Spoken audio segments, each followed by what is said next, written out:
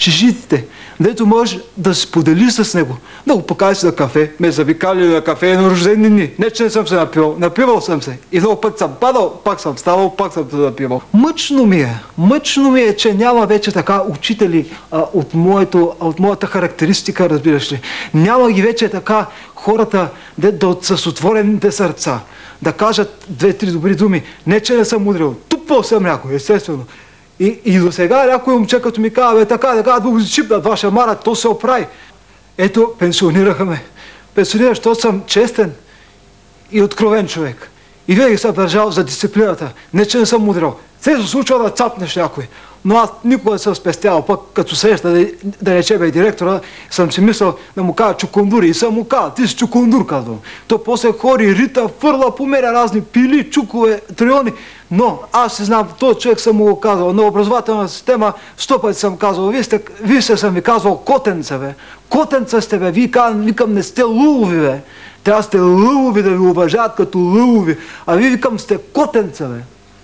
И да, това, че си стоим на село и си стоим при жената, те пак ще ме потърсят. И до сега ми се обаждат с ученици. От Нью-Йорк ми се обади една моя ученичка. А нема кой да ми шибне, викат, ваша мара да ми сплеска бушона, казва. Такива неща. Изпрати ми, викам, пари, изпрати ми, викам, поканата, и ще дойдем в Америка и не само на тебе, че ще откършим ваша мара. На кой ти искаш? Аз за шамар ли? Не се стискам. Една вкъщи, прием жената, кафана, буй, пребиваме. Она казва, защо? Викам, защото те обичам, викам, за това да бия. Викам, кучето, като го бия, то знае, разбира и изпълнява, защото го бия, казвам. Те, ако не те бия, как ще изпълняваш? И себе си бия по някой път, както си лежа, си спа, стана, па взема една талпа, па се бия. Тук горе, затова ме е сплеснато. И ме викат по конференции в чужбина, казват, що ти е сплесното? Викам, защото се бия. И други хора са ме удрали. Не мога без бой. С бой ще се умра. С бой съм се родил, бой ще се умра. Аз, когато съм се родил, майка ми е фанала едно, разбираш, джезве, и джезвето тук по главата ме е праснала. Аз затова съм си станал учен човек и съм преподавал. Въобще боя, той изгражда. Той не да разгражда, той изгражда. Сега не ги бият, сега само мъмре. Не мога да мъмреш, брат. Не можеш.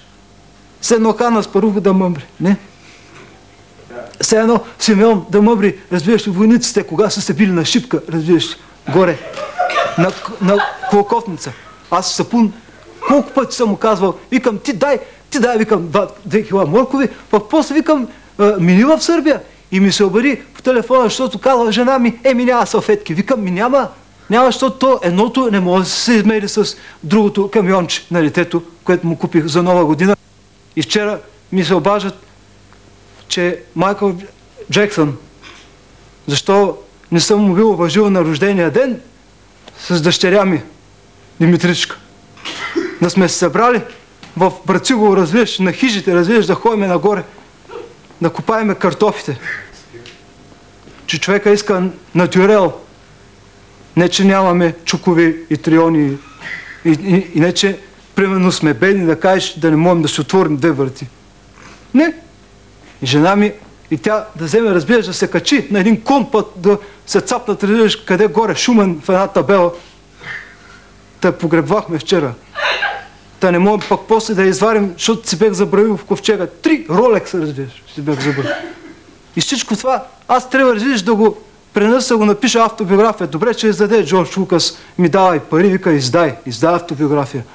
Аз не, че нямам чалма, ама поне съм си гръб по националност.